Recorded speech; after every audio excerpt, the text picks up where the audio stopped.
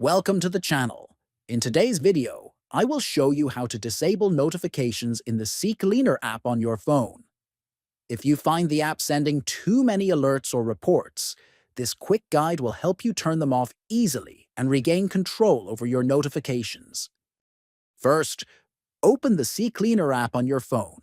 Once the app is open, look for the three-line menu icon at the top right and tap on it.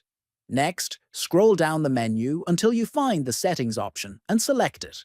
Then, within the Settings menu, look for the Notifications option and select it. Here, you will see different types of notifications and reports that the app sends you. To stop receiving these notifications, simply toggle off the Notifications option. This will disable all alerts and reports from CCleaner. Finally, once you have turned off the notifications, you can exit the Settings menu. From now on, you will no longer receive unwanted alerts from the CCleaner app on your phone. This can help reduce distractions and keep your notification panel cleaner.